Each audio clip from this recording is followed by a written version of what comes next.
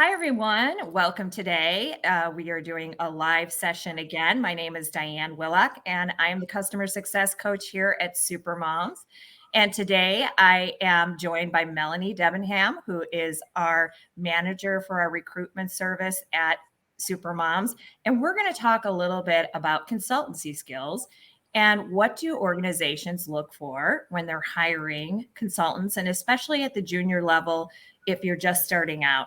So I'm going to turf it over to Melonie a little bit right now, and she's going to talk about some of those important skills to have and how you can stand out on your resume. So welcome, Melonie. I'm glad you're here today. Hello. Thank you very much for inviting me today. How are you? I'm doing great. Doing awesome. Good. Okay, so for consultancies then, what are consultancies looking for right now? I guess consultancies want consultants who are really there to deepen relationships and further embed themselves and the work that they do with the clients of the consultancies. So they want candidates that are not only capable of doing the work that they do, but actually because they're very client facing, they can sell the work as well. So consultants are generally, they need to be able to complete tasks, but they need to be able to articulate the value of the work that they've produced, both internally and externally to stakeholders. I think in terms of personality or personality traits, I guess, consultancies want candidates who are ambitious, that are eager to grow and develop as individuals. I think candidates who have a goal to work in a consultancy right now, perhaps they're looking to take that next step. I think what they should expect to do is to upskill very quickly in new clouds or new technologies, which they're probably not that familiar with right now. They probably should expect that they're going to be pressed to pursue certifications, and they probably want to be able to demonstrate at interview that they've got a growth plan that shows their dedication to progress. I think there's lots of transferable skills that people can have that will transfer from, maybe if someone's an entry level and they want to go into the consultancy arena. I think, as they move into a consultancy, what they need to know is that they're probably more likely to be in a. role, taking on tasks that have been delegated to them by other colleagues. There's usually plenty of chance to observe and develop themselves in their role.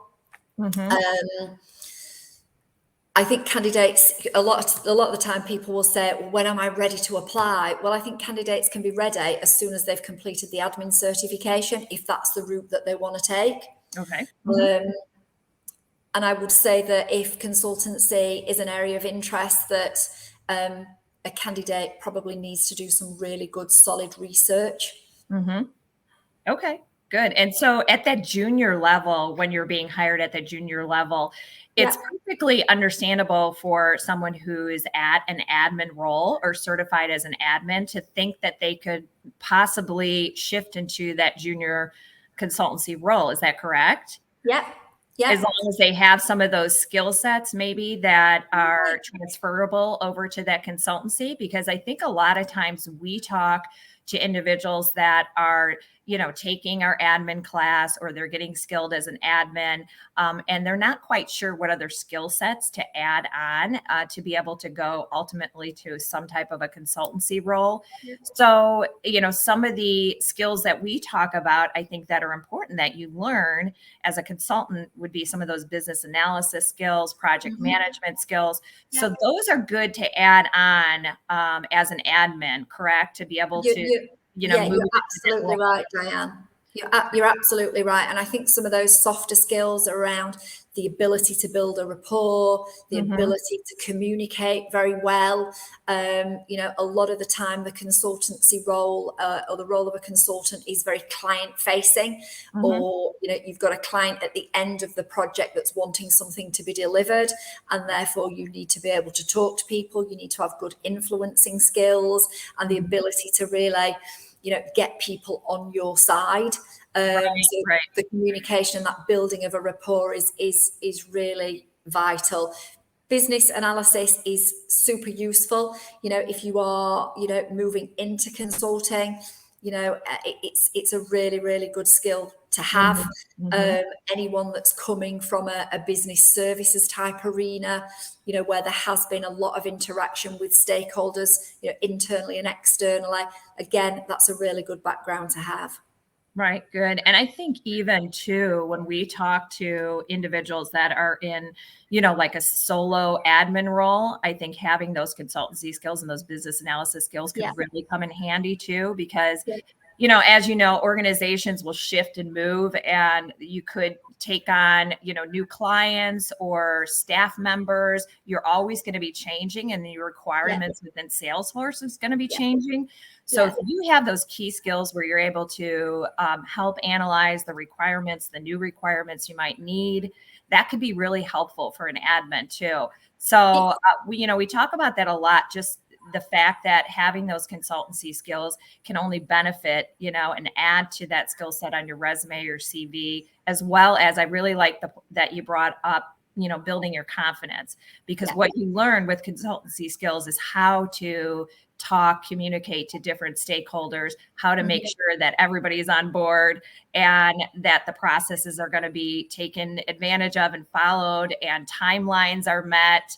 And, gives you that, the confidence that you need to talk to individuals within your organization. So I'm looking at, sorry. I was just going to say, I was just going to say, I think a really, really good hint or a tip really, if you are looking to get into a consulting role around your CV, is to not just put on your CV what you've done or what you've been responsible for, but to be able to almost in that CV bring to life some of the great work that you've produced.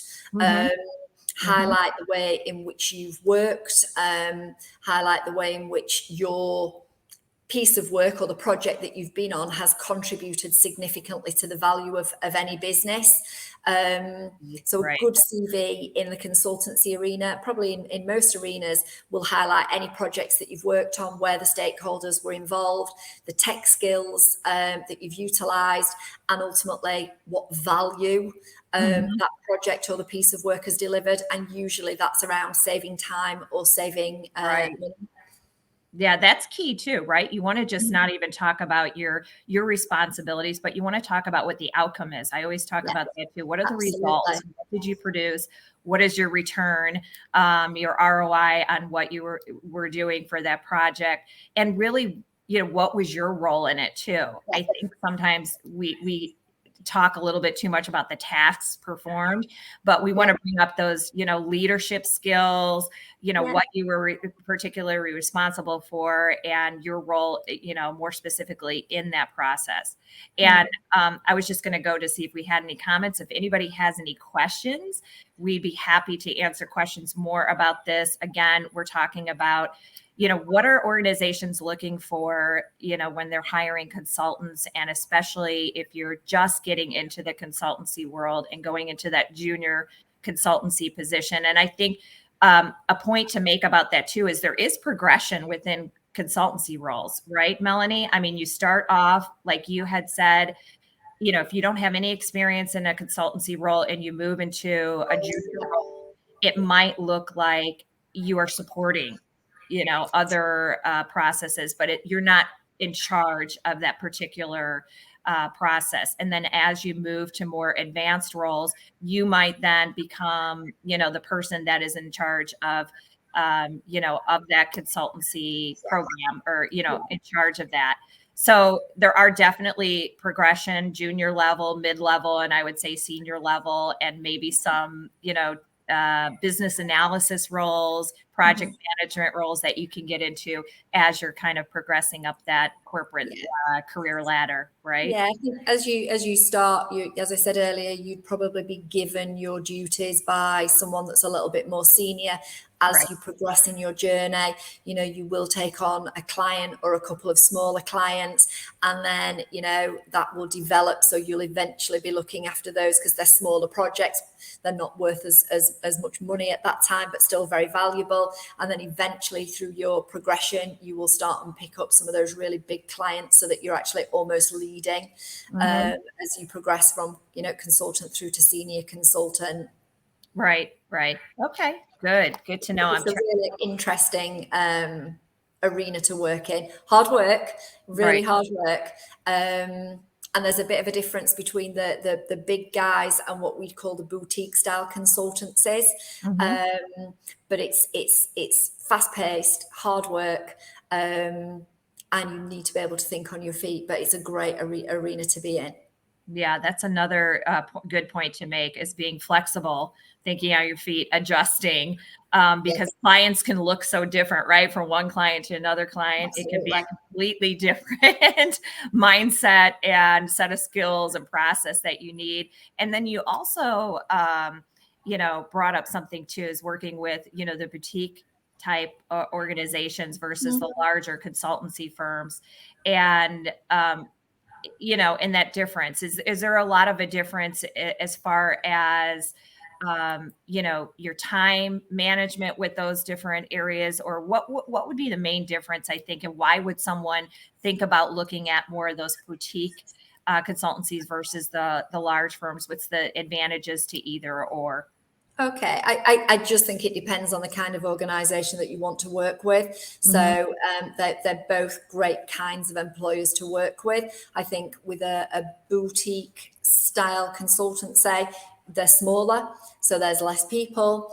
I think you need to be able to just get on with it. You need to be able to be more autonomous. You do need to organise and plan your time really well, and you'll be personally responsible for that. Mhm. Whereas I think with the larger organisations, certainly when you start, there's probably more hand holding than there is in the boutique style Right. consultancies.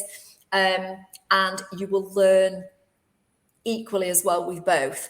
But I Mhm. guess with a more boutique style, you're probably going to be thrown into things Right. that may come later with a larger organization. You'll be given quite a lot of trust. So probably from day one, you Right. will be given at least one smaller organization or one small client to look after that you will have some responsibility for. Right. So if you thrive on that, kind of jumping right in and Yeah, being tasked with a lot of responsibility, it might be a good option for you. If yeah, you feel like you might yeah, need a little bit more onboarding and want to get into a little slower, maybe yeah, those larger firms would be better for you. So, well, absolutely. great. And hello, everybody that's joining us. Again, if you have any questions, please do ask them in the comments. I will definitely go back afterwards and answer any that come in throughout the day. Just as a reminder, if you're joining us today, you're thinking about Salesforce consultancy and how to get into roles like that. We do offer consultancy skills courses at Supermoms, and we have our next one coming up in October. So definitely reach out to one of us. You can reach out to me on LinkedIn. You can go to supermoms.org, take a look at our training courses. And if you're just starting out in the Salesforce world and you want to know what options are available for you, again, we do have different training options. We have a Salesforce admin course and Salesforce consultancy, marketing cloud. So any of those training courses you can learn more about if you go visit supermoms.org. And specific questions to today and consultancy, please do feel free to ask those. I will come back to the comments, like I said, and answer anything that I see here. And you can always reach out to us for anything else after today, too. So, just closing, I think, again, things to consider. And that is, what we talked about today, the skill sets that you need for a junior role, getting into a junior role in consultancy can be really important. Those business analysis, project management skills, change management skills that you will learn if you get trained in consultancy, communication skills, building your confidence level, as well as Melonie did a really good review of those transferable skills and personality type that would suit well for a consultancy role. So I think that's about it. Anything else you want to add, Melonie, or anything else you'd want to put in there? No, I would probably just say that, anyone that's done our admin course or that's thinking about it, this is our consultancy course is a really good bolt on afterwards, Mm-hmm. mainly because like all of our courses, you've got that community environment where you're learning with other people, Right. like-minded people, and, Mm-hmm. what we tend to find is that those people kind of follow each other throughout their career, and it really Right. works well. Right. So Having that there's that support network straight away.